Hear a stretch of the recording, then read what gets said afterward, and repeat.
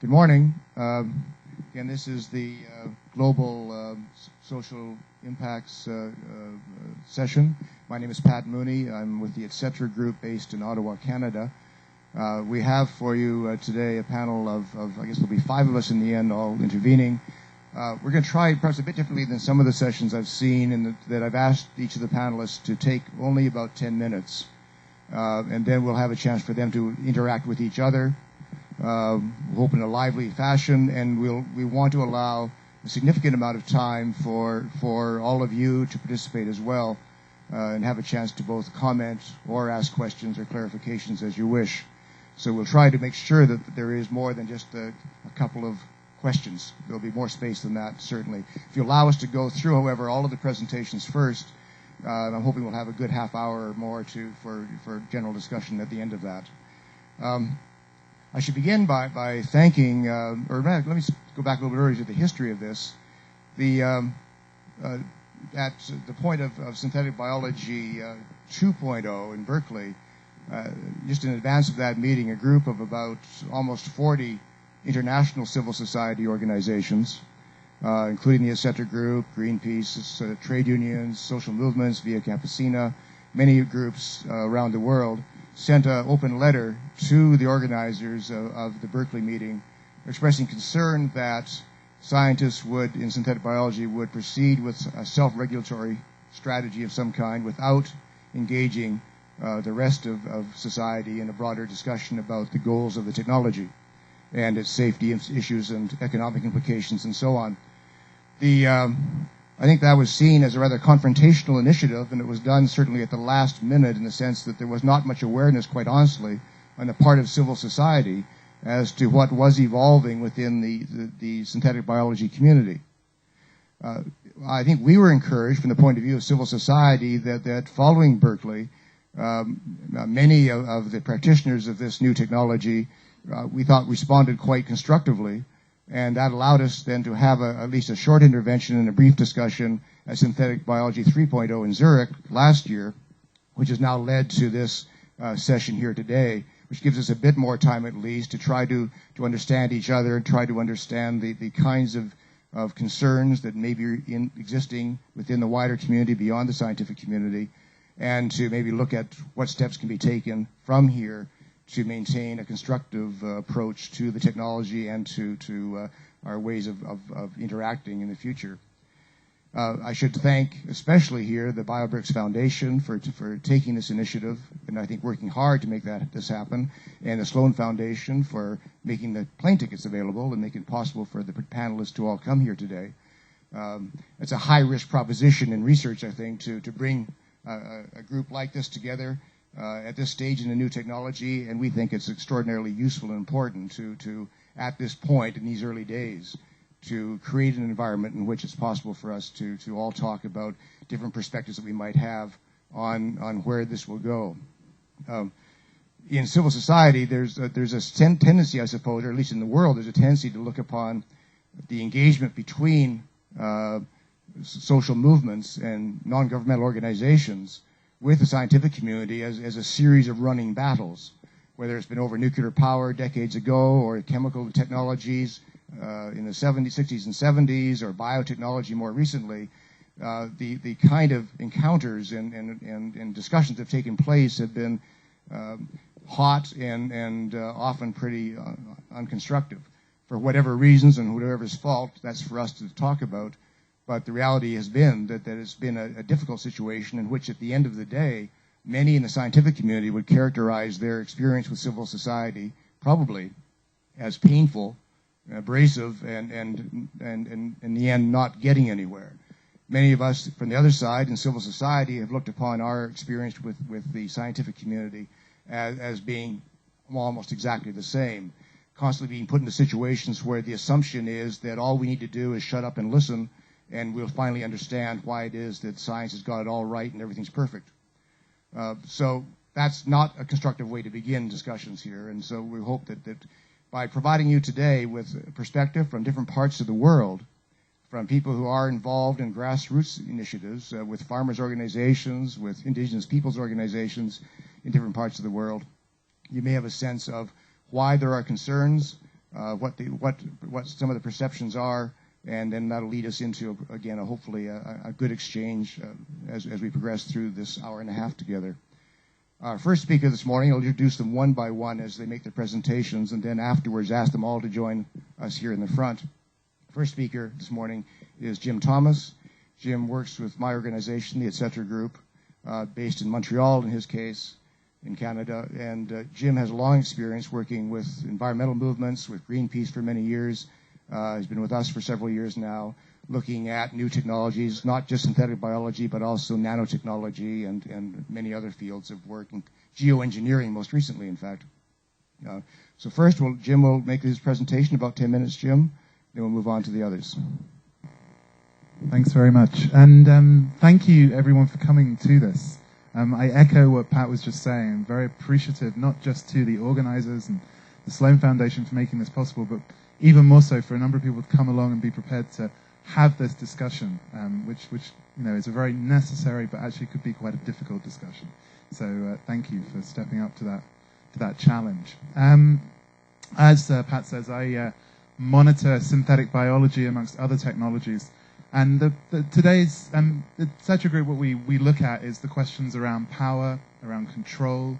What are the social justice implications of new technology? I think up until now, a lot of the discussion within the synthetic biology community around the impact of this emerging platform have been around safety, or they've been around security. And what we're hopefully going to talk around today is a much broader sort of structural set of questions. How do you begin to assess the social impact of a technology that's so young, that's going to have such a wide impact on society? You could read the metrics, you could try and look at the statistics. Depending on where you stand and what ideological biases you bring, you're going to come out with very different outcomes. I thought I'd start with the view of someone who I think is still one of the best thinkers on how technology and society interact and questions of justice, and that's Gandhi.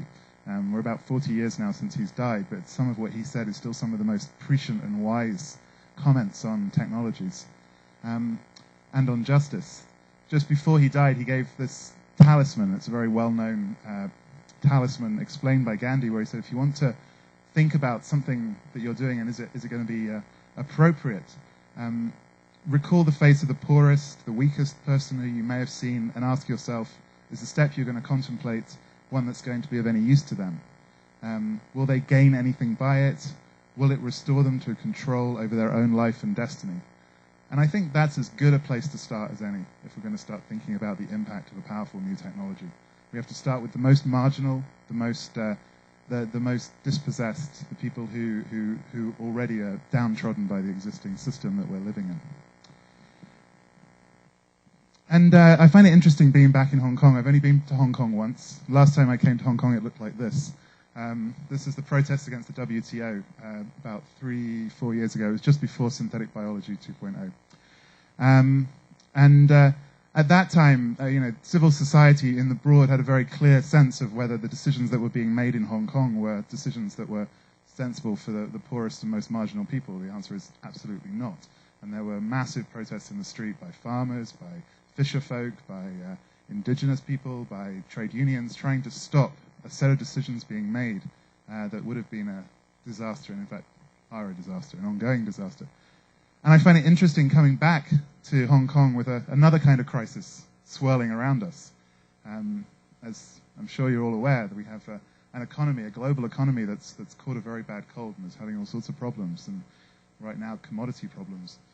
And I found it quite interesting what Jack Wadsworth had to say yesterday when he mentioned that how important it is for this community to be clever and to be creative, but then as an aside said, but some of my friends in the investment community were maybe just a bit too clever by half.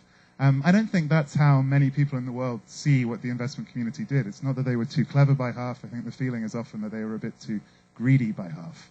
And I would say that would be a more important message to bring to this community. Be clever, be creative, but please don't be too greedy.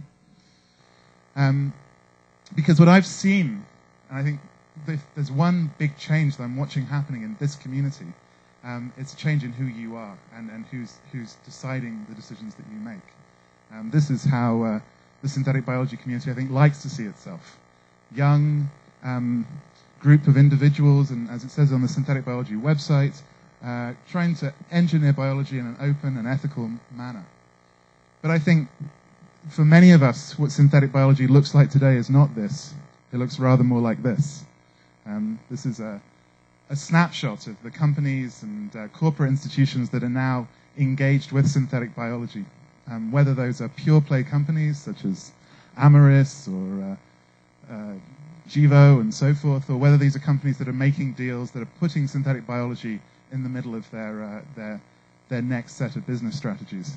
And when I made this slide, I mentioned to my colleagues, for many of us in civil society, to see an enterprise that's driven by this is a big flashing warning light. But I realize for many people in this room, in this conference, this is a very exciting prospect. And I think there's a values difference there that we need to talk about. But what this does mean, for certain, is that synthetic biology as a field is no longer being driven by a bunch of well-meaning individuals. It's being driven by a different set of necessities, at the bottom line, basically. That these are the people who are in the driving seat, if not now, very, very soon. And that means, I think, that decisions that are being made here are not necessarily being made with the poorest, the most vulnerable, the most marginalized people in the world as the center of the question, and that worries me. Because they have a business plan, and this is really where decisions are being made. The business plan that I'm seeing emerge in synthetic biology is a business plan around sugar.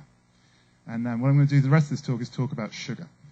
And I found it interesting. I looked at the Financial Times yesterday. There was a discussion about how commodity prices are collapsing right now in every single commodity except for gold and sugar. Sugar is up 10%. And so it makes some sense that sugar is really at the heart of what many of these interests are planning around synthetic biology. And the business plan, if we're going to think about the societal impact of synthetic biology, we have to think about the impact of the actual business plan that's being developed and being enacted. The business plan is roughly this. We saw this yesterday. It's biorefineries. It's turning sugars of various kinds, whether they're glucose or corn sugars and sugarcane, or whether it's cellulose, which is harder to get, but still, that's the next stage. Turning that into products and selling those products. This is how I would characterize the sugar economy that we're beginning to move into, a post-petroleum economy, where with oil becoming harder and harder to access and more expensive, sugar is going to become the next commodity that determines much of what's happening in the economy. And this is a picture by a wonderful cartoonist called Stig. He's from the UK, and that writing is actually his writing. But I'm going to use this to talk around what I see as the features of the business plan for synthetic biology as it seems to be emerging, and where our concerns in civil society lie in that business plan. So, obviously, what you have here is very much a caricature of a biorefinery. They're not usually mobile like that, but nonetheless. And the element that immediately is relevant to the people in this room is there at the top. That's the synthetic biologist. There he is designing, whether it's using biobricks or taking DNA sequences from nature, designing software that he can put into his biorefinery in the form of living microbes that will refine sugar into something else. And even right there, I think there's some interesting questions. We heard yesterday that the development of these living chemical factories is not something that's done just from the top of your heads. It's clearly there's a process of discovery in nature, and that bioprospecting raises real questions around ownership, around whose knowledge you're actually appropriating, who have stewarded those resources beforehand. And we're going to hear from Jing Corpus from the Ted Tebbe Foundation, an indigenous rights organization, about the questions that raises. So when we look at whether it's the Artemisinin project or the work going on rubber or work going on Taxol, every single time what you're actually appropriating are existing resources that have often been stewarded by traditional communities, indigenous communities. So there's straight away there's a concern over whose knowledge and whose resources are you taking away. Of course, these biorefineries are going to run on sugar, but that sugar is first of all in the form of cane sugar and corn, and we know that there is a real problem in the world at the moment about appropriating large quantities of sugar for industrial uses. That's the basis of the massive concern right now about bioenergy, about biofuels, where we have a global food crisis that has not been resolved, although it's somewhat gone out of the headlines because of the financial crisis, where millions of people are being pushed into starvation because the price of food has gone up because, in part, and in a large part, according to the OECD, those sugars are now as valuable or maybe more valuable for making fuels. And increasingly that will be true for making plastics or making chemicals, as companies like DuPont say they're going to move 25% of their feedstocks away from petroleum into sugars in the next 5 or so years. That's going to put ever more pressure on those sugars. And just for questions of hunger, that's not acceptable. But moving beyond those sugars, and we're going to hear from Camila Moreno from Brazil, who can talk from the sort of capital of sugar, that is to say Brazil, what that means on the ground. The move into cellulosic sugars here in synthetic biology conferences has been heralded as a way of getting past that food versus fuel, food versus plastic debate. And for many of us in civil society, that just doesn't fly. That, in fact, being able to turn cellulose into a useful commodity for production is going to enable a massive grab on plant matter that we haven't seen before. Already, we use around 24% of plant matter in our industrial society. If we're going to try and replace petroleum, we're going to try and replace it in fuels and plastics and chemicals. We're going to dig into massive deforestation, massive impact on agricultural soils, and we can talk about that in a moment. And that's going to, more than the sustainability questions, that's going to have a real impact on people's livelihoods, and we will hear about that in a moment. You notice up in the corner here, there's a lot of smoke coming out of our sugar machine, and that might be, many in the synthetic biology industry might say, well, we're trying to be greenhouse neutral here. What are you talking about? It's again, I think there's a bunch of assumptions there that really need to be checked. Agriculture, as it's currently practiced, industrial agriculture, is a very greenhouse gas intensive enterprise. Uses more greenhouse gas. There are more greenhouse gas emissions than there are in the transport sector, and that as we begin to move into greater deforestation, whether for cellulose or whether to create more land for sugars, that's really going to impact the amount of greenhouse gases going into the atmosphere. There's some assumptions there that just simply don't hold up. I think I'm probably at about my 10 minutes. So we had just put out a report that looks at some of this and looks around some of the corporate strategies around the new sugar economy. And I would say one of the concerns that we have is that you're looking here at unusual, very powerful sectors creating unusual alliances. That this is not just the what was previously the oil industry and the energy industry, but also the chemical industry, also the forestry industry, also agribusiness, creating very strong, powerful alliances, and those will really reshape the economy and impact people's lives. I'll stop there. Thank you.